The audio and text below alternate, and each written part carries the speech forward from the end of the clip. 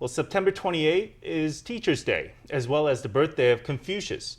Taiwan temples honor the ancient Chinese educator in grand ceremonies. The annual rituals were scaled back this year due to the ongoing pandemic, but local temples still attracted a crowd of people eager to keep traditions alive.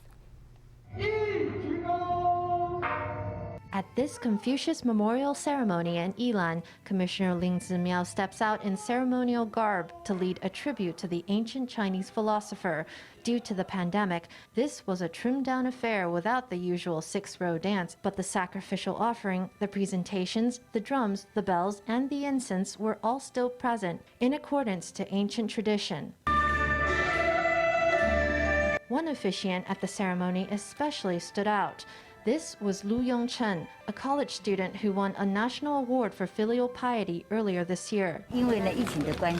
Due to the pandemic, this year it was a modest yet solemn ceremony. We are deeply grateful to Confucius, a sage among sages, for his contribution to education. He was a paragon of virtue and learning. It was bustling inside the temple. Meanwhile, outside, a long queue formed for a special pastry that's believed to grant wisdom. Due to COVID, everyone in line had to leave their contact information. The first to get a pastry was a woman surnamed Lin, who arrived at 6:30 a.m. after her morning exercise.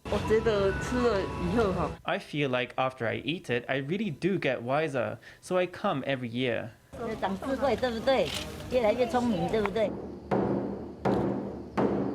Over in Taoyuan's Confucius Temple, a similar scene. Although celebrations were scaled back due to COVID, students from Taoyuan Senior High School and Domen Elementary School took part in a ceremony to honor Confucius. Taoyuan Mayor Zheng Wen-can turned up wearing a ceremonial robe to officiate the rite. This ceremony is about honoring the great sage and the Confucian tradition he represents. I hope these ceremonies will continue in the future. Through this solemn and dignified ceremony, we can learn how to have a steady mind and to be more mindful. At temples across Taiwan, officials pay tribute to the ancient teacher in a tradition that dates back more than 2,000 years.